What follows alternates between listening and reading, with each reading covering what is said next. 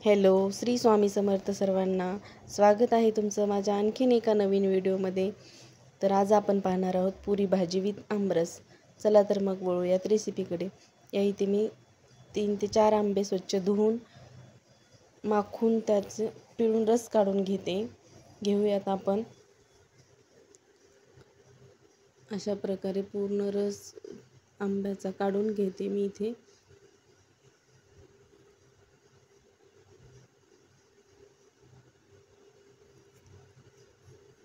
यातल्या गुठळ्या काढून आपण स्वच्छ रवीने उसळून घेऊयात हा रस. मिक्सरला नाही फिरवत हा रस. रवीने अशा प्रकारे गुठळ्या राहत नाहीत. मस्तपैकी रवीने हा रस गुठळून घेऊयात. थोडंसं मीठ घालते चवीनुसार आणि यात आता थंड होण्यासाठी हंडीमध्ये ओतून घेऊयात. यामध्ये एक कोय घालते मी की जेणेकरून आपला रस काळा पडणार नाही. आता आपण भाजीची रेसिपी बघूया, तोपर्यंत आपला रस थंड होईल.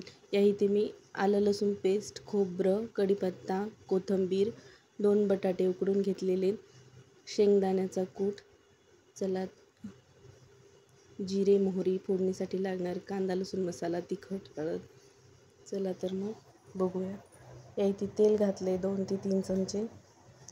मोहरी घालते, जिरं, कढीपत्ता घालून घेऊयात. आलं लसूण पेस्ट छान परतून घ्यायची. आलं लसूण पेस्ट थोडीशी परतली की आपण यात खोबरं घालून घेऊयात. आता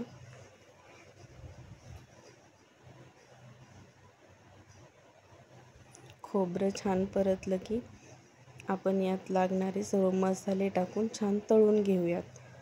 हळद, लाल तिखट 1 चमचा टाकतोय आपण, कांदा लसूण मसाला 1 चमचा. तर हे सर्व मसाले छान तळले की थोडंसं पाणी घालून घेऊयात. छान तळून झालेले आहेत आपले मसाले. तर पाणी घातले. आता आपण उकडून ठेवलेले बटाटे थोडेसे हातानेच मॅश करून ठेवलेले ते टाकून घेऊयात याच्यामध्ये.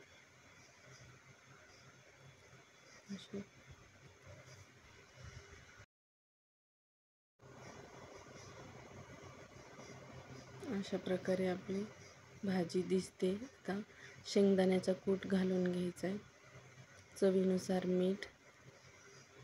अशा प्रकारे आपल्या भाजीला उकळी आलेली आहे. आपण कोथिंबीर घालून घेऊयात. भाजी आपली शिजते तोपर्यंत आपण पुरीची कणिक मळून घेऊयात. या इथे मी 2 कप गव्हाचं पीठ घेतले, अर्धी वाटी रवा. रवा घातल्याने आपली पुरी तेलकट होत नाही आहे, कडक अशी फुललेली जशास तशी राहते. चवीनुसार मीठ टाकून घेते. थोडं थोडं पाणी करून आपल्याला एकदम घट्टसर अशी कणिक मळून घ्यायची. पुरीची कणिक ही घट्टच असावी जेणेकरून पुरी तेलकट होत नाही. अशा प्रकारे आपली कणिक मळून तयार आहे. झाकून ठेवते 5 ते 10 मिनिट. आता आपण पुऱ्या लाटून घेऊयात. पुरी जाडसरही नाही लाटायची खूप आणि खूप पातळी नाही. जाडसर लाटली तर पुरीचा एक भाग जाड होतो आणि वरचा भाग पातळ राहून पुरी जास्त फुललेली राहत नाही आणि तेलकट होऊ शकते. त्यामुळे पुरी व्यवस्थित मीडियमच लाटायची, खूप पातळी नाही, खूप जाडही नाही. अशा प्रकारे आपण सर्व पुऱ्या आपल्या लाटून घेऊयात.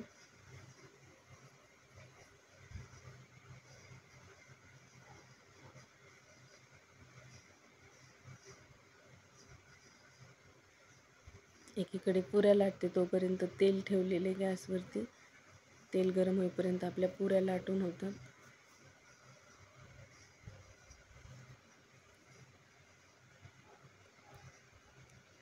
अशा प्रकारे आपल्या पुऱ्या लाटून तयार आहेत. आता आपण तळून घेऊया. ते तेल एकदम कडकडीत झालंय, बघू शकता तुम्ही.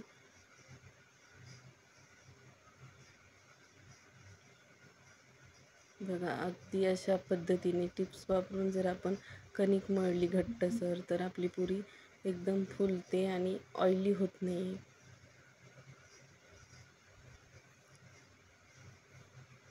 पाहू शकता इथे तुम्ही.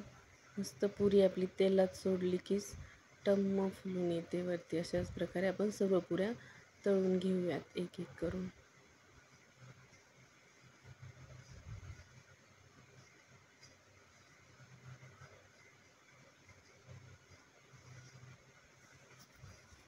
फुलल्या आहेत ना छान पुऱ्या आपल्या. तर नक्कीच असं टिप्स वापरून तुम्ही पुरी फुलवून घेऊ शकता.